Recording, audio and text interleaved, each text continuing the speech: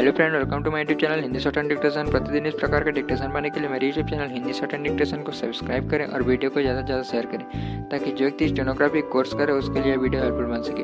और यदि आप डिक्टेशन की आउटलाइन पाना चाहते हैं तो नीचे डिस्क्रिप्शन में व्हाट्सएप ग्रुप एवं टेलीग्राम चैनल के लिंक दिए, तभी जाकर तुरंत WhatsApp group and Telegram channel join करें। आज की डिक्टेशन की गति है 100 शब्द प्रति मिनट और यह डिक्टेशन का टॉपिक है उद्यमशीलता को आवश्यक प्रोत्साहन। तो चलिए डिक्टेशन स्टार्ट करते हैं। डिक्टेशन स्टार्ट होगी 5 सेकंड बाद।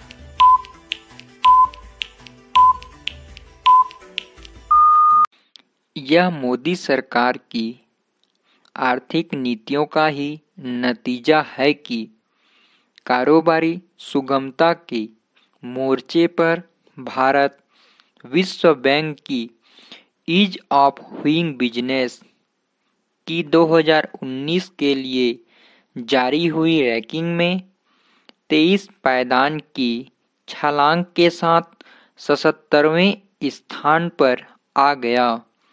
इस साल जीएसटी और इंसॉल्वेंसी यानी ऋण शोधन एवं दिवालिया संहिता जैसे सुधारों का फायदा सरकार को मिला है। यदि पिछले 4 वर्षों की उपलब्धियों को देखें तो भारत ने 65 देशों को पीछे छोड़ा है। विश्व बैंक के मुताबिक अभी तक उसकी इस रैंकिंग में किसी भी देश को उतनी उछाल हासिल नहीं हुई है। इसी को देखते हुए विश्व बैंक के अध्यक्ष जिम जोंग किम ने प्रधानमंत्री नरेंद्र मोदी को फोन पर बधाई दी। पैरा गौरतलब है कि प्रधानमंत्री नरेंद्र मोदी ने अपना दायित्व संभालने के बाद ही यह लक्ष्य रखा था कि वह 5 वर्षों के भीतर भारत को इस सूची के शीर्ष 50 देशों में शामिल कराना चाहते हैं। इस लिहाज से यदि आर्थिक सुधारों की रफ्तार को देखें तो अगले साल तक यह लक्ष्य हासिल किया जा सकता है। ईज ऑफ डूइंग बिजनेस में भारत को मिली कामयाबी पिछले 4 वर्षों के दौरान सरकार द्वारा तमाम मोर्चे पर किए गए ठोस प्रयासों का नतीजा है। पैरा गौरतलब है कि 1991 में शुरू हुई नई आर्थिक नीतियों की रफ्तार गठबंधन सरकारों के दौर में आकर ठहर गई।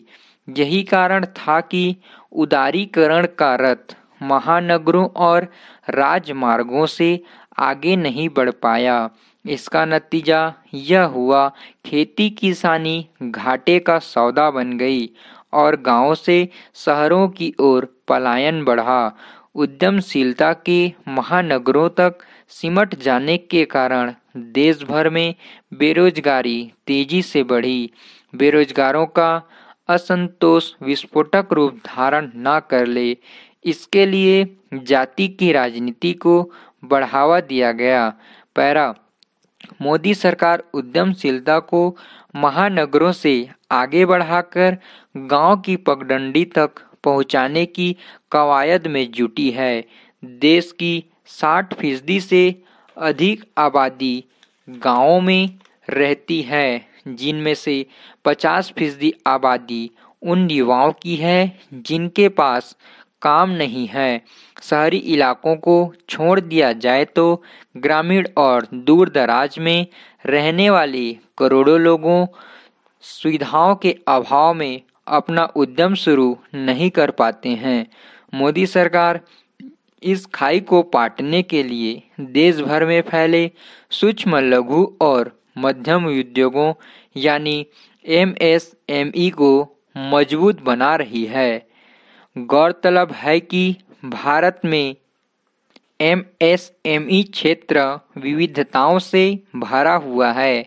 यह क्षेत्र जमीनी ग्रामों उद्योगों से शुरू होकर वाहन कल पुर्जों के उत्पादन, माइक्रो प्रोसेसर, इलेक्ट्रॉनिक उपकरण और विद्युत चिकित्सा उपकरणों तक फैला हुआ है।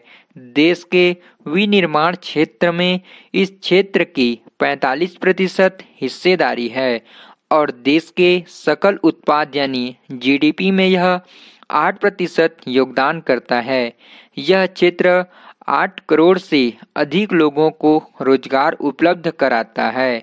स्पष्ट है कि एमएसएमई क्षेत्र को मजबूत करने से न सिर्फ देश का बहुमुखी आर्थिक विकास होगा, बल्कि लोगों को अपने गांव कस्बों में रोजगार भी मिलेगा और स्थानीय स्तर पर उपलब्ध कच्चे माल का इस्तेमाल भी हो सकेगा।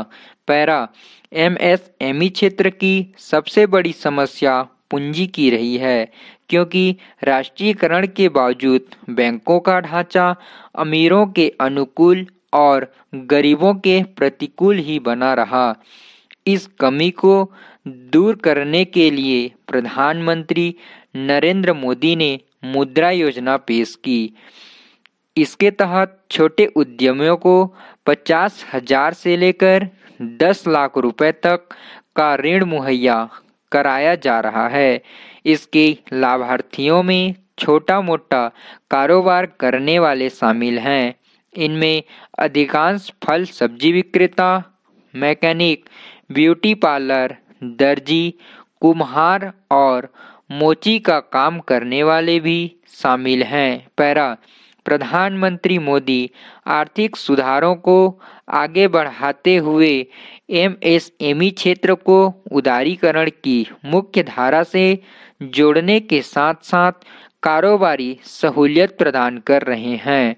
देश के एमएसएमई क्षेत्र की 59 मिनट में यानी 1 घंटे से भी कम समय में 1 करोड़ रुपए तक का कर्ज मुहैया कराने वाले पोर्टल को लॉन्च किया गया है। स्टॉप।